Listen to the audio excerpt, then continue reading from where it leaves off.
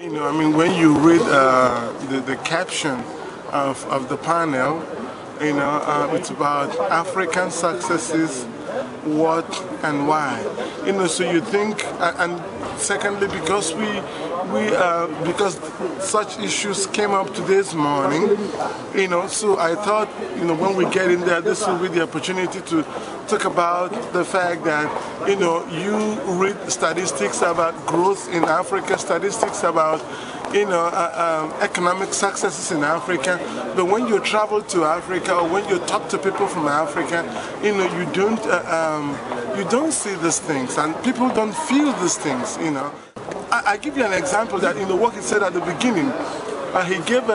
He used the fact that, you know, a lot of people now have cellular phones. I think in South Africa or somewhere in Africa, you know, as an example that, you know, as a successful example of, you know, provision of infrastructure in Africa.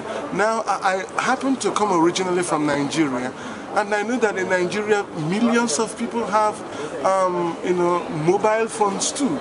But because of, you know, the advent of mobile phones in Nigeria, the landlines don't work anymore. Governments now, you know, deliberately neglect landlines, you know, leave them to rot away and get into deals with, you know, mobile phone companies, you know, that share the Nigerian market amongst themselves. So why should you throw away something old, take something new and call it development? I mean, look at the whole Western world where the whole thing started.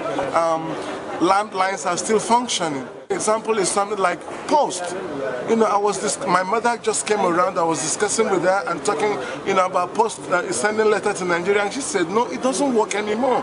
I thought it's a joke. I called people down home and everybody confirmed it. Nigerian Post doesn't work anymore, simply because we now have internet, you know, we could send mails through, we could send, you know, letters through emails and things like that. You know, so is that development? I mean, I understand development differently. So these are the things that worry me about Africa. I think part of the reasons why people don't really notice this, or people don't feel this growth that we read about in books and journals has to do with you know, with redistribution.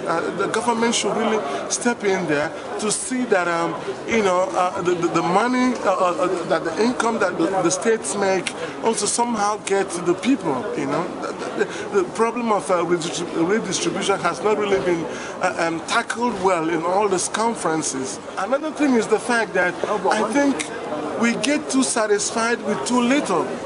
You know, I should want a situation whereby when you talk about successes in Africa, you don't talk about just absolute successes, but success from the point of view of what is possible. You know, so that African economies are, you know, virgin economies, and we know that virgin economies grow very fast and very well. The Chinese economy is an example. I believe that if Africans do their work very well, this 5 or 6% growth that we're talking about should be child's play. Africa should be recording about 8% of growth every year if politicians do the job they are supposed to do. So these are the things that worry me. We shouldn't be, you know, swallowing the statistics hook, line, and sinker, but trying to make sure that when we talk about success, people, you know, feel the success. In fact, any success, any economic success or growth that are not felt by the people is useless as far as I'm concerned.